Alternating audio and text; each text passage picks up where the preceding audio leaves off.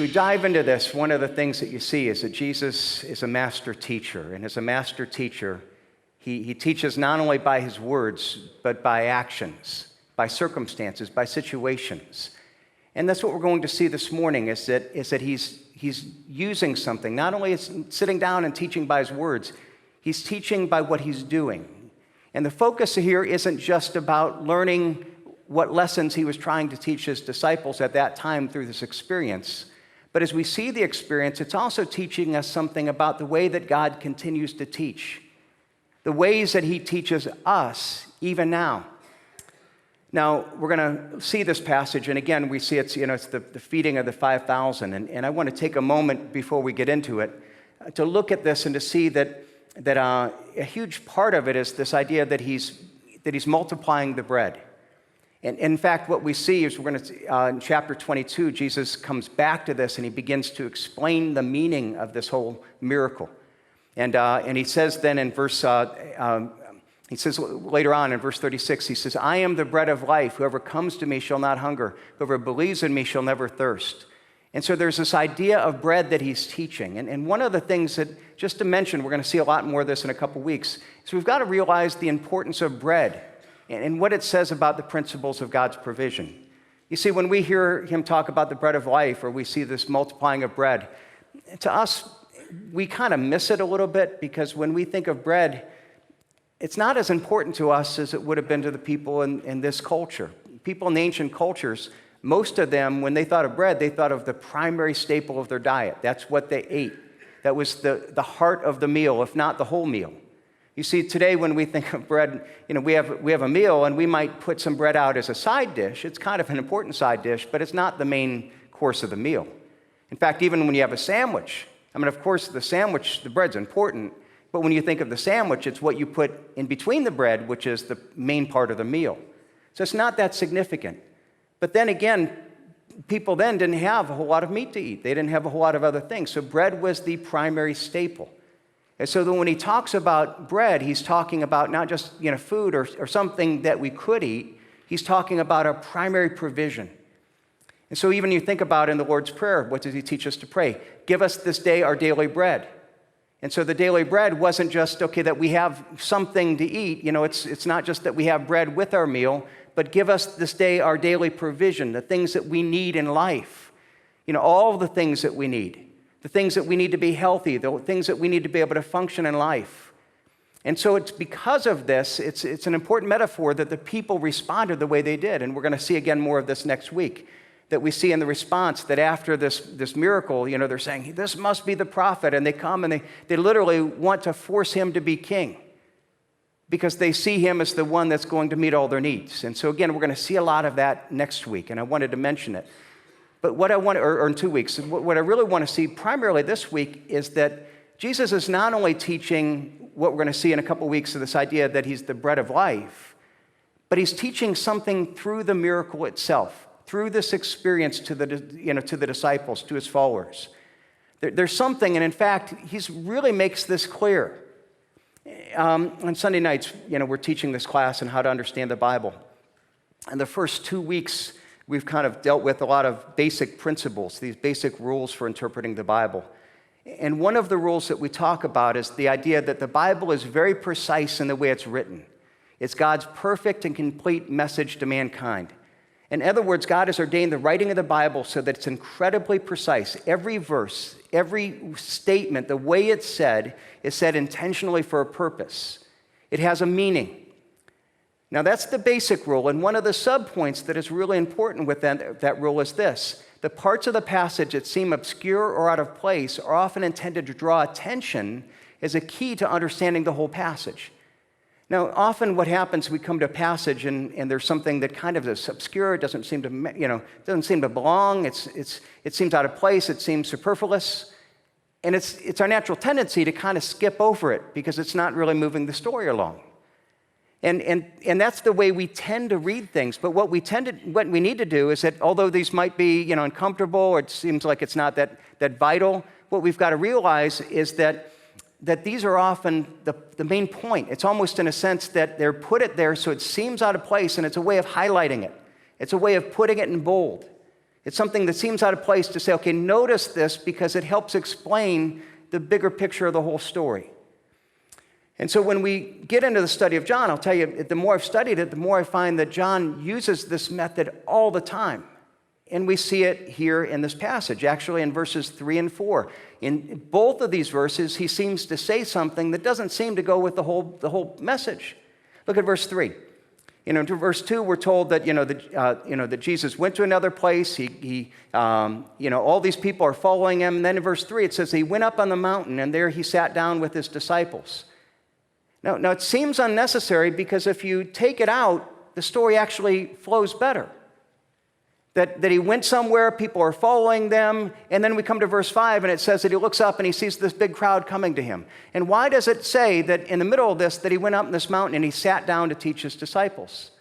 I mean, is it almost saying that, the people are following him, he went to sit down, he started to teach, and then he had to get up as soon as he started again because he got interrupted? No, I don't think so. There's something here. It seems to be an unnecessary detail, but it's trying to teach us something about the meaning of the story. It's not just, it's trying to teach us something about the meaning of what happened. When he's sitting down, it's an act of teaching. And why does it say that he sat down, and as soon as he sat down, he had to get up? I think the whole point is what it's stressing here, is that Jesus sat down to teach, and he began to teach his disciples, and what happened is how he taught. The teaching wasn't in the lecture. Teaching wasn't interrupted. The whole idea here is that it's trying to make clear that it's not that this was an interruption and Jesus made the best out of it. This is the point of Jesus' teaching.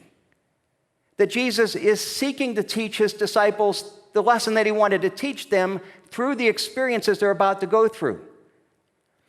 Now, the second seemingly unnecessary fact is in verse 4. Because when we read verse 4 and it says, now the Passover, the feast of the Jews, was at hand. And again, this seems totally unnecessary to the story. There's nothing in the story that seems to tie it to that timing of the Passover. And so why does he put it there? Now, again, we're going to come back to this at the end because there's a really important point. It's not just the superfluous fact. It's there for a reason. It's a hint. It's a highlight to help us notice something that comes up later in the story. But let's go back to the first part, verse 3. The whole point of this passage is that he's trying to teach. So he's trying to teach. And how does he teach? He teaches by testing our faith. Again, this is not only how he taught then, it's how he teaches now. Again, if you have your Bibles open, look at verses 5 and 6. It says he sits down to teach, and then all these people come. And what it's saying is when he sat down to teach, this is how he's teaching. Verse 5, lifting up his eyes then and seeing that a large crowd was coming toward him, Jesus said to Philip, where are we to buy bread so that these people may eat? He said this to test him, for he himself knew what he was going to do. Now, why does he ask, where are we going to buy bread? Yes, it was to test, but what was the test? What was the purpose? I mean, was it to see, how smart they were, what ideas they came up with? Was it just kind of like, well, I'm just curious to see what ideas you have before I tell you my idea? No, one of the things that's really important to remember when we study the ministry of Jesus is that Jesus never asks a question to get information. All right, he's God. He's all-knowing. It's not like he's sitting there saying, well, Philip, I'm kind of curious what your answer would be before I give my answer. So, here, what's your answer? He's not trying to learn from Philip what Philip would come up with. He's not asking because he needs information. He's asking because he's trying to teach Philip what he needs, what the disciples need. This is a question to teach so that they can learn something about themselves. So it's not saying, okay, Philip, will you give a good answer? It's a test. And it's a test not to see, okay, what's your answer? Are you going to pass or fail the test depending on the quality of your answer? When the Bible talks about test, especially test of our faith, it uses the word in a way that's different than the way that we usually use it. So when it talks about testing, what it's talking about is often purifying our faith, stretching our faith, challenging our faith to where it's at and challenging it to grow.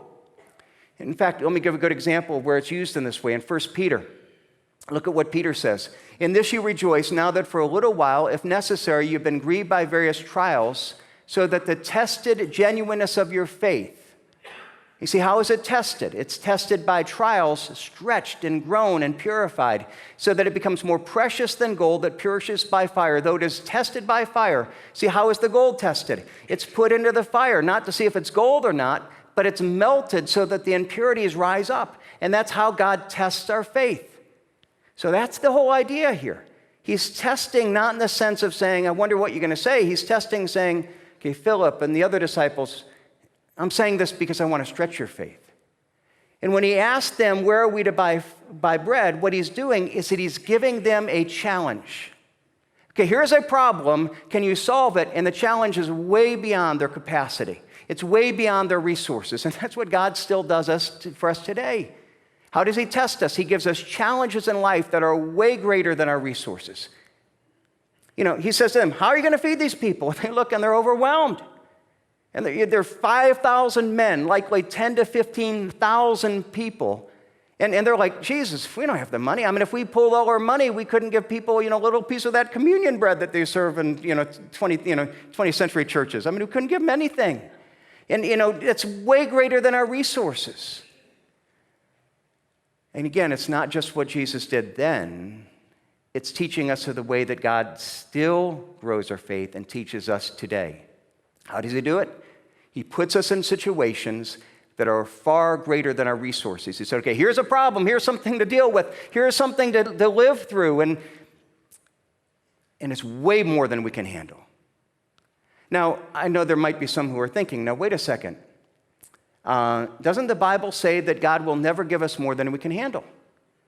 And, that's an extremely popular Christian aphorism, when we're going through a hard time, we go to somebody that's really struggling and we say, well, just know that God's not going to give you more than you handle. The Bible promises that. Okay, let me ask you, where does the Bible promise that? And we quote it all the time. Do we know what verse it comes from? Well, let's see, 1 Thessalonians chapter 2. It's actually probably, I think, where people take it from is in 1 Corinthians 10:13. In 1 Corinthians 10:13, let's look what it says. No temptation has overtaken you except that is common to man, and God is faithful, and he will not let you be tempted beyond your ability. Now, I will acknowledge the word temptation there is the same word for trial, so the application would seem to be the same. But here's what I want you to realize. Look at the rest of the verse. But with the temptation or trial, he will provide a way of escape that you may be able to endure it. Now, here's what it's promising. It's not saying that he will not allow you to be tempted or tried beyond your ability. He's saying you will be tempted and tried beyond your ability. He will allow you to be tested beyond your ability on your own.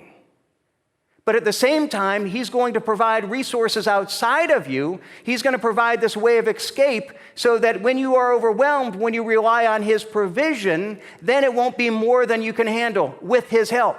But it will be way more than you can handle apart from him. That's what he's doing here with his disciples in John 6.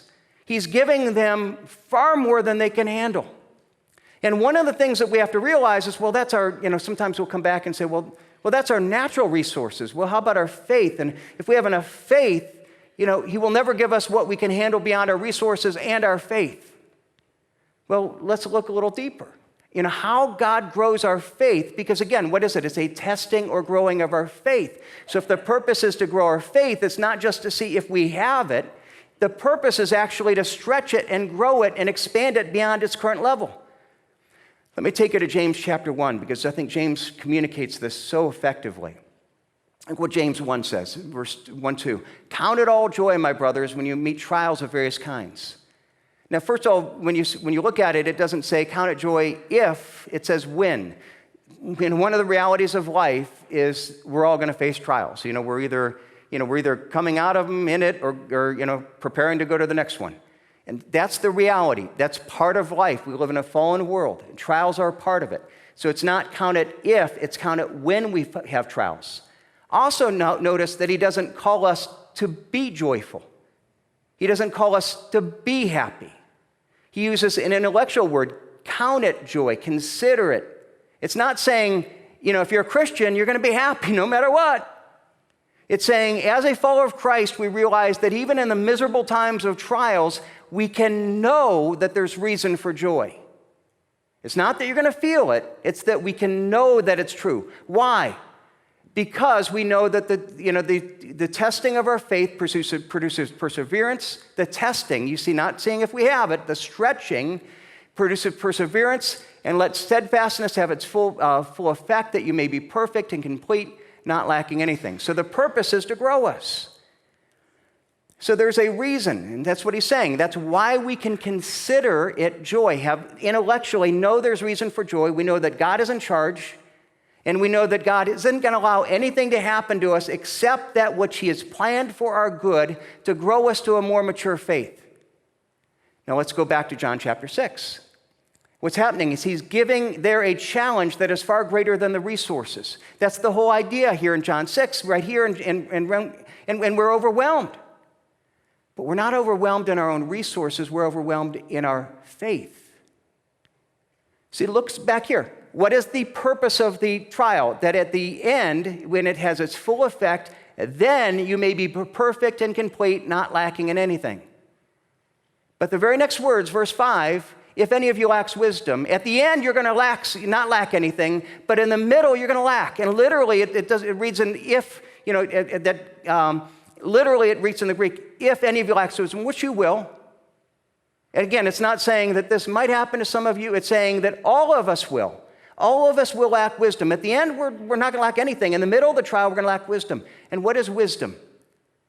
Wisdom, simply defined, is the ability to apply God's truth, the truths that I know about God, to my life at any specific point in time. And so what is lacking wisdom in the midst of trials? Lacking wisdom is, I know that God is in charge. I know that God has a good purpose. I know that I should consider this joy. I know that there's something that's going to work out. I know those things, but right here in the middle of the trial, I don't see it. I know it, but I don't feel it. I know I should think these, but I don't. I'm doubting. I'm struggling. God, are you here? God, it doesn't feel like these things are true. See, here's what we've got to realize. Let me use an illustration. Here's what God is doing. The purpose is to grow our faith. Let's say if we say he wants to give us, a 2-quart faith, and all we've got is a 1-quart faith. This is our faith. How does he get us from here to here? The way he does it is said, okay, what I'm going to do is I'm going to give you some trials. And, we go through this trial, and man, we can handle it pretty well. And it's getting hard, but we've got it. What happens is he continues to pour it in. And what happens is when you pour a 2-quart problem into a 1-quart faith, it overflows. And is God angry when it overflows? Does God look at us and say, man, I thought you were a person of faith. I thought you would have joy. I thought you'd believe. No, it says, if anyone lacks wisdom, let him ask God, who gives generously without reproach. He understands. He's not sitting there saying, how dare you doubt? How dare you struggle? He's sitting there saying, you're supposed to struggle. I'm pouring a 2-quart problem into a 1-quart faith, and I'm not surprised that it's overflowing. That's supposed to happen.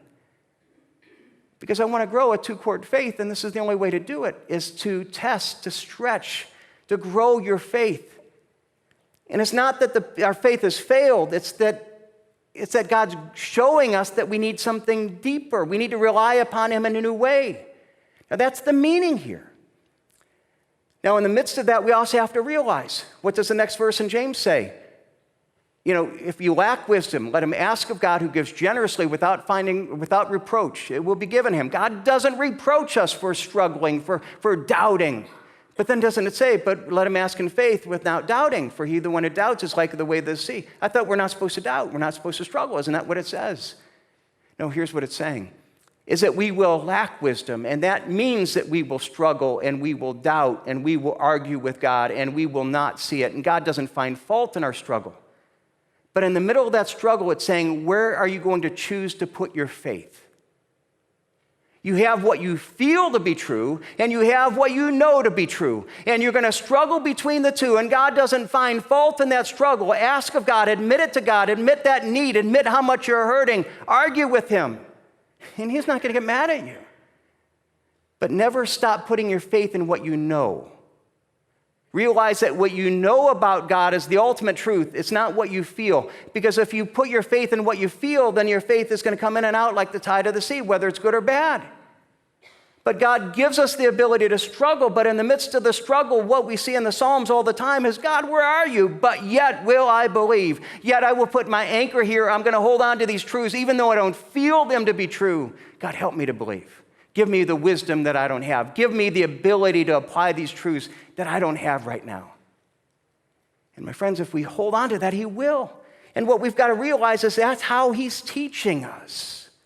And all of us are going to go through these seasons. That's not God, like, something bad happens and God says, well, how do I make the best of it? No, Jesus is sitting down and he says, okay, well, let me teach you, and here's the way to do it. It's an expression. It doesn't feel loving oftentimes in the middle of it, but it's his love. And it's compassion as he's teaching us. And he invites us to struggle in the middle of it. Now let's go back to John 6 and let me bring out 4 ideas here the truths that guide us in these times of testing.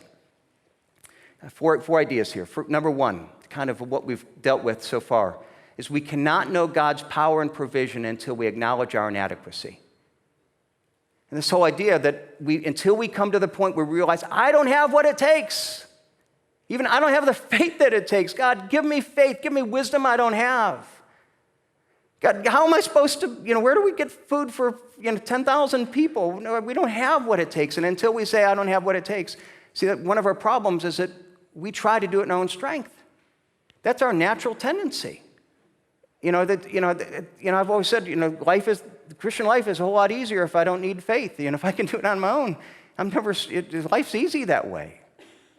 And so God in his love, he puts us in places that drive us beyond our ability so that we will acknowledge our inadequacy. And only when we do will we understand his strength, because until we do recognize what we don't have, you see, we're going to try to do it on our strength. Paul realized this, and he talked about in periods of his struggle. Look what he said in 2 Corinthians. I'm sorry, I don't have it up here. 2 Corinthians 2:9, he says, my grace is sufficient for you. My power is made perfect in weakness. No, it's God's power is made perfect in our weakness. When we are weak, then we find his strength. Second point, our demonstration of faith must be active, not passive. Now, this is beautiful in this story. See, on the one hand, one of our dangers is self-sufficiency. We sit there and we try to do it on our own, and I got it. And the other take, is that we come back and we say, I don't have it, God. Okay, I'm going to sit back and wait for you to do the miracle. This is broken, and I don't have a clue what to do, and God, here, you take it. Think about this whole story.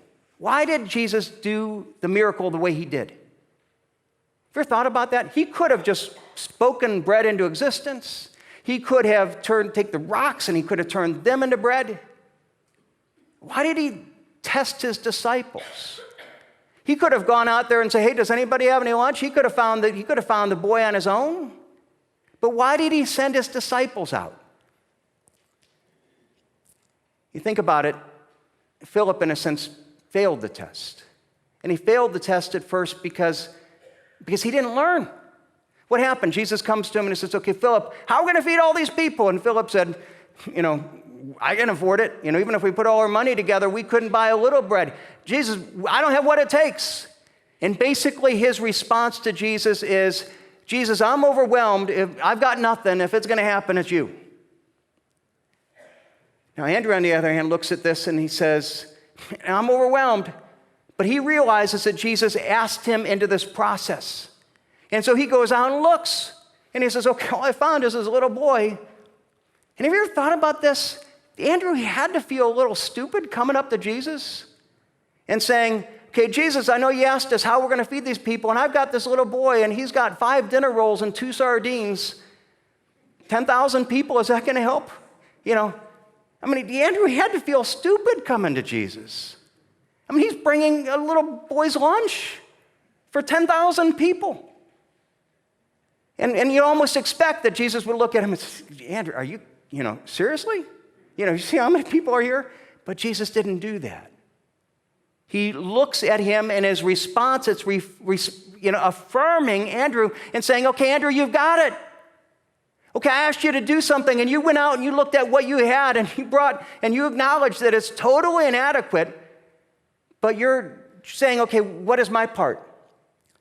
And what we've got to realize is that's the way that God works. On the one hand, sometimes we could sit there and say, I got it, and we don't rely on him. And then sometimes we realize it's totally out of us, and we're like, okay, God, I'm going to sit back, and I'm going to wait for you to, you got to do it. You got to do a miracle. And we don't do our part.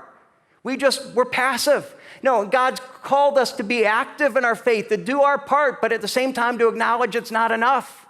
To go out and to find the little bit of lunch, to find, the 5 little, and yeah, 5 rolls and 2 sardines are not near enough, but God, that's what you called me to. I see this all the time. There are times that, somebody's like, man, my marriage is falling apart, and I'm going to sit back and wait for God to strike him with lightning and change him and fix things. No, you got to go to counseling. You pray that God do it, and you say, God, this isn't enough, but what's the part that you've called me to do? God, I want to raise kids, and I want them to follow after Christ, and so I'm going to sit there and just pray you do it. Well, no, you do it, but at the same time, you try to read the Bible. You bring them to church.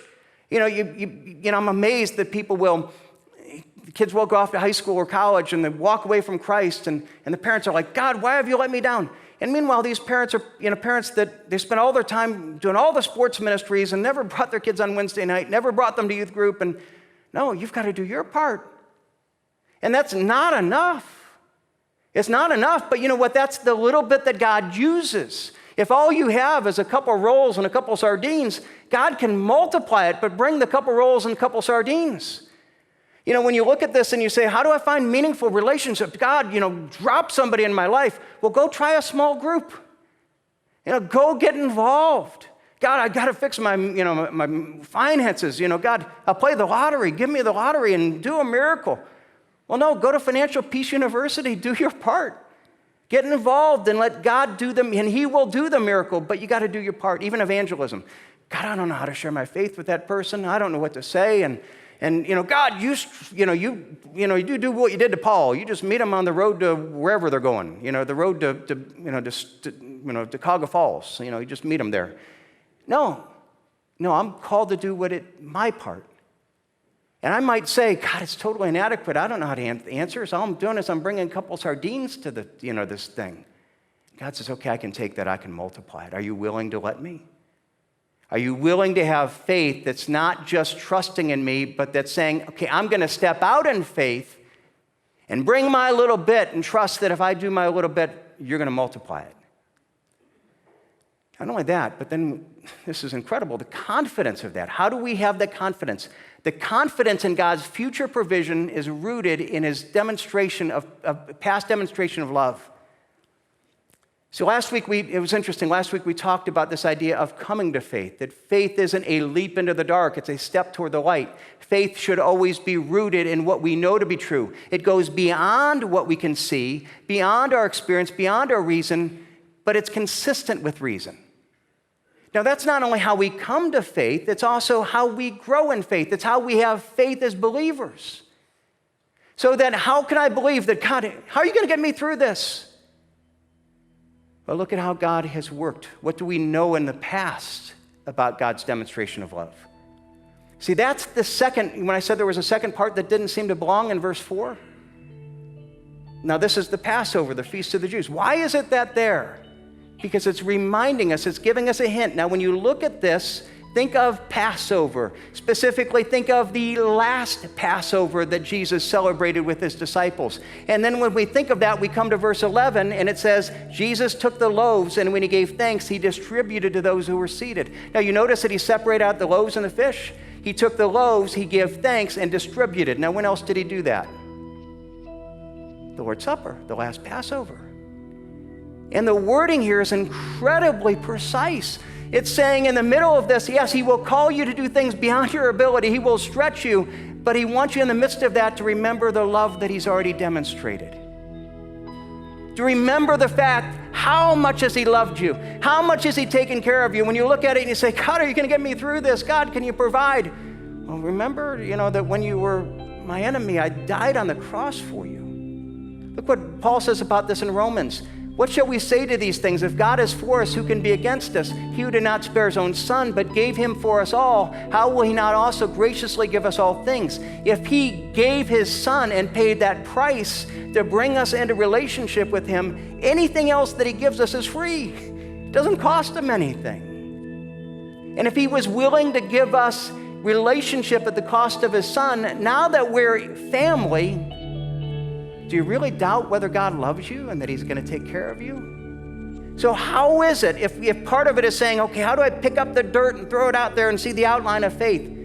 Well, look at what God has done in the past. And spend time remembering what he has done in the past, how he's loved you, how he's cared for you, not only at the cross, how he's been there at every point in time. Look back in your life and how he's been there.